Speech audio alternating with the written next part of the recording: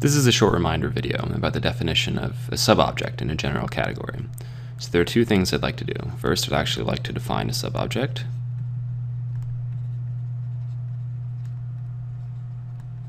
And second, I'd like to tell you about a simplification that occurs in a category of presheaves that makes the definition easier to check in practice. So this is what we care about, at least most immediately, in the mainline videos. Okay, so let's define subobjects first. So in general, we'll let C be a category, and we'll let X be an object of C. And a subobject of X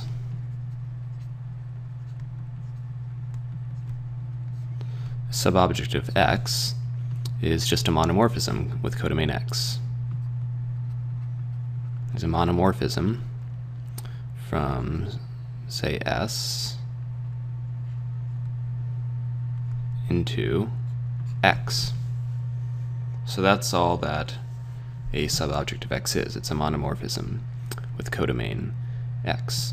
So let me just recall quickly what a monomorphism is. So saying that F is a monomorphism means that if we had some other object Y, and we had two arrows, call them X and Y, going from Y into S, if it were the case that F composed with X were equal to F composed with Y, we would have X is equal to Y. So that's what the mono condition is in a general category, just as another reminder. Okay. Maybe I should mention briefly that under certain circumstances it's common to conflate this monomorphism with the subobject. I'm conflating it unconsciously just now. It's sometimes common to conflate F with S, especially when F is a very obvious monomorphism. So for example, it would be common to say something like 1, 2 is a subobject of 1, 2, 3 in the category of sets. That's something that you would quite likely hear someone say. And I guess what this actually means is that the inclusion map from 1, 2 into 1, 2, 3 is a subobject. So yeah, I just maybe wanted to give a heads up about this conflation because it's very common. When the map F is very obvious, as it is down here, it's common just to say that, you know, this set is a subobject, or this, you know, the domain of F is a subobject rather than specifying F. That's just a common conflation. But this is the actual definition. Okay. So now we mention this simplification which occurs in a category of presheaves. So I guess we'll let C be a category, and we'll let C hat be the category of functors. Well, let's get rid of C hat. Let's just let, I don't know, how about F or something like that. We'll let F be the category of functors from C into some other category, D. Maybe I should say let C, D be categories. So given two functors, F and G, inside of F, how in the world could you ever tell whether F is, well, I should say maybe given this, and given a natural transformation that is a functor morphism from, I'll call it psi, from F into G, how can you tell whether psi is a mono? So this would be convenient, right? We want to decide, maybe, whether psi is a subobject of G. And to do that, to apply this definition, we have to be able to tell when psi is a monomorphism.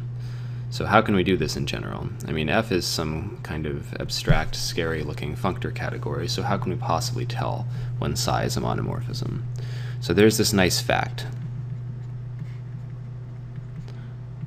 And the nice fact is that psi is a monomorphism if and only if and only if for every object C inside of our category C, we have that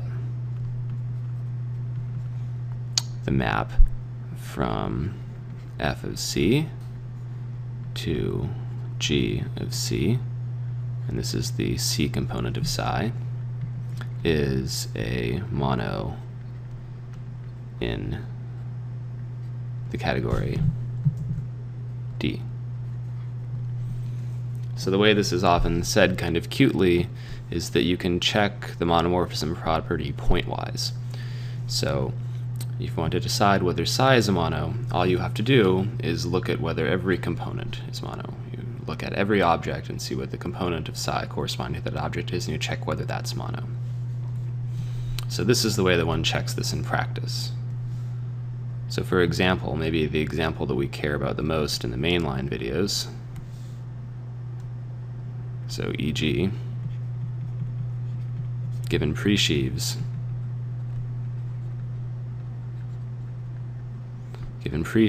F and G inside of, say, this is in cats, category of categories, from O of X opposite into sets, and a functor morphism from F into G, we have that